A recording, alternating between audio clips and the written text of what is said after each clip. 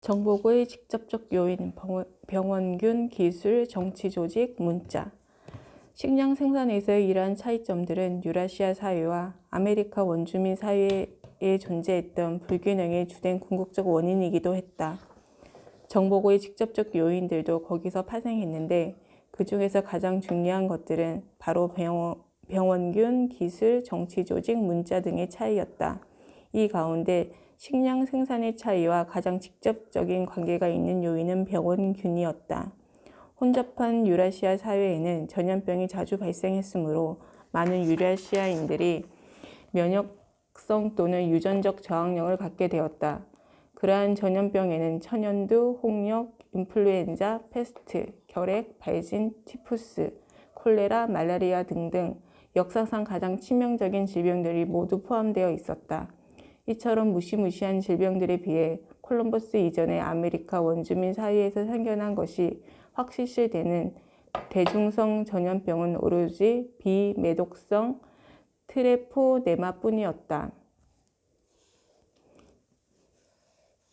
그런데 이 같은 해로운 병원균이 대륙간 차이는 아이러니하게도 유용한 가축 차이에서 비롯되었다. 혼잡한 인간 사이에서 전염병을 일으키는 세균들은 대부분 가축에게 전염병을 일으키던 유사한 조상 세균이 진화한 것이다. 식량 생산자들은 약 10,000년 전부터 날마다 가축과 가까이 접촉하기 시작했기 때문이다. 유라시아에는 가축의 종류가 많아서 그런 세균도 많이 생겼지만 남북 아메리카에는 둘 다 별로 없었다.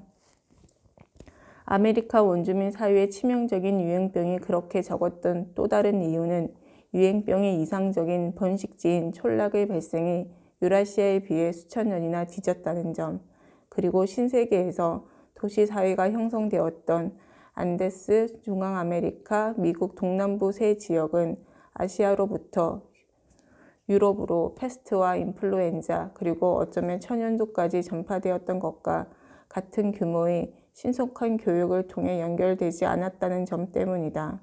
결과적으로 유럽인들이 아메리카의 열대지방으로 이주하는데 주된 장애물이었으며 파나마 운하를 건설할 때도 가장 큰 장애물이었던 말라리아와 황열병 같은 전염병조차 사실은 아메리카의 질병이 아니라 유럽인들이 남북 아메리카로 들여왔던 9세대 열대지방의 세균이 일으키는 질병들이다. 유럽이 남북 아메리카를 정복한 배후에 감춰져 있는 또 하나의 직접적인 요인으로서 병원균에 버금가는 요인은 바로 모든 기술적 측면에서의 차이였다.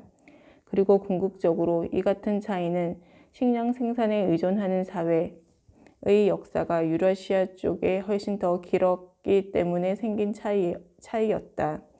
기술에 대해서는 특히 5분야를 특기할 만하다. 첫째로 금속은 유라시아의 모든 복잡한 사회에서 1492년에 이미 도구로 사용되고 있었다. 그러나 안데스를 비롯하여 아메리카의 몇몇 지역에서는 구리, 은, 금, 합금 등으로 만든 장신구도 사용되었지만 모든 아메리카 원주민 사회에서는 도구의 주 재료는 여전히 돌과 나무와 뼈였다. 다만 구리로 만든 도구가 국지적으로 사용될 뿐이었다. 둘째로 군사기술은 유라시아가 남아메리카보다 훨씬 강력했다. 유럽의 주된 무기는 강철로 만든 칼, 창, 단검이었고 그것을 대포와 소화기가 보충하는 형태였다. 갑옷과 투구도 강철 통짜로 만들거나 사슬로 이어 만든 것들이었다.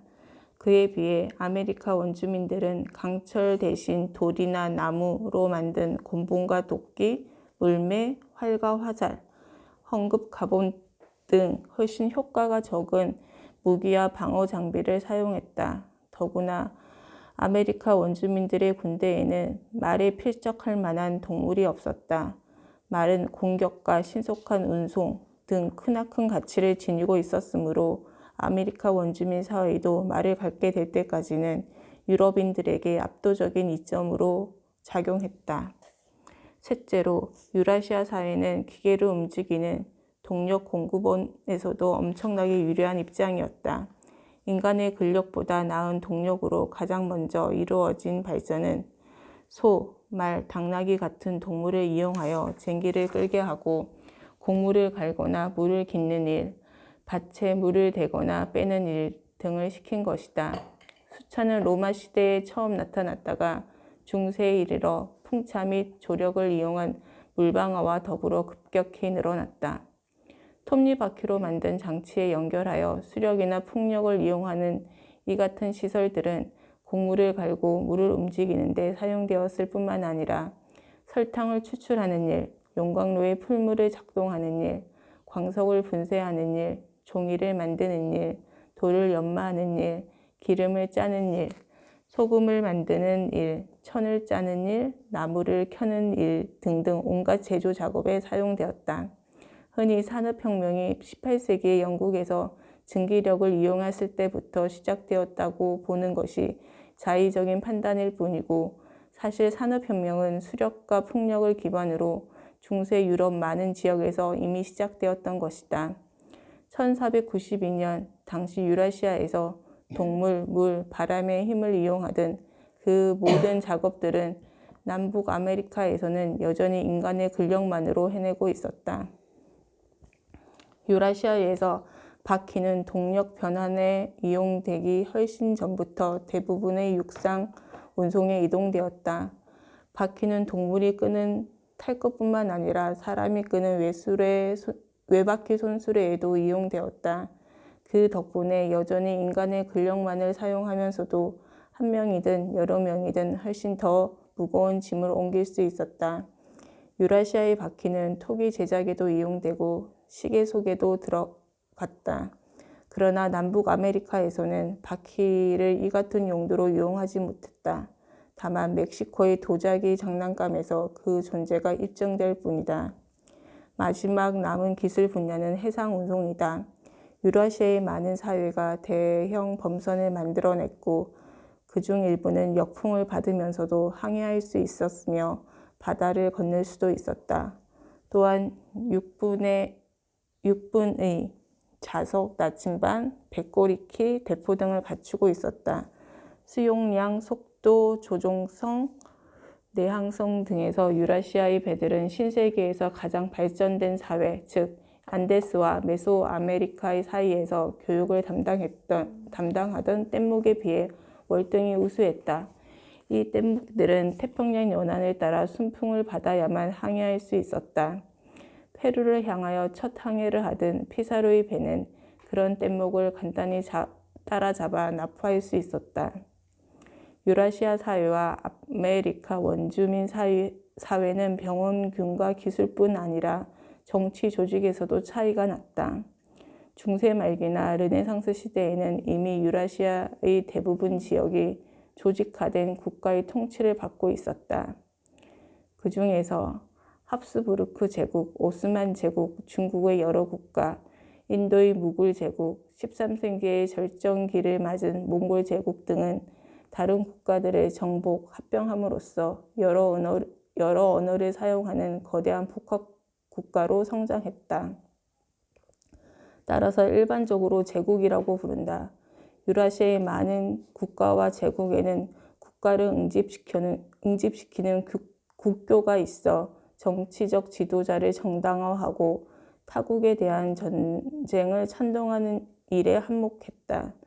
유라시아에 존재하던 부족 및 무리 사회는 북극 지방의 술록 목축민, 시베리아의 수렵 채집민, 인도 아대륙 및 열대 동남아시아의 수렵 채집민 집단 등이 고작이었다. 남북 아메리카에도 아스텍과 잉카 두 제국이 있었다. 두 국가는 규모, 인구, 여러 언어가 사용되었다는 점, 국교, 작은 국가들을 정복하여 형성되었다는 점 등에서 유라시아의 제국과 비슷했다. 남북 아메리카를 통틀어 유라시아의 많은 국가들과 맞먹는 규모로 공공토목공사나 전쟁을 위한 물적, 인적 자원을 동원할 수 있었던 정치적 단위는 그 단 두 제국뿐이었다.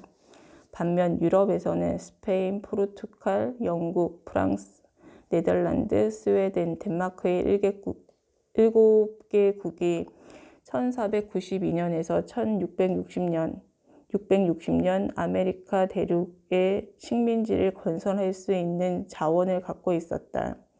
남북 아메리카의 경우에는 열대 남아메리카, 아스텍 영토 이외 메소아메리카, 미국 동남부 등지에 아직도 많은 추장사회가 남아 있었다. 그리고 남북 아메리카의 나머지 지역은 부족 또는 무리 사회의 수준으로 조직되어 있을 뿐이었다. 마지막으로 논의해야 할 직접적인 요인은 문자다. 유라시아의 경우에는 대부분의 국가에 문자를 아는 관료들이 있었고 일부 국가에서는 상당수의 일반 대중도 문자를 알고 있었다. 문자는 정치적 행정 및 경제적 교환 등을 도왔고 탐험 및 정복의 동기를 부여하고 길잡이가 되었다. 또한 머나먼 시대나 장소에 대한 각종 정보와 사람들의 경험을 알 수 있게 해줌으로써 유럽 사회에 힘을 부여했다. 반면 남북 아메리카에서는 문자 사용이 중앙 아메리카 한 좁은 지역, 그것도 엘리트 계급에 국한되었다. 더구나 잉카 제국은 매듭을 바탕으로 한 회계 체계와 기억을 돕는 고안물을 사용하긴 했지만 상세한 정보를 전달할 수 있는 문자 수준에는 접근하지 못했다.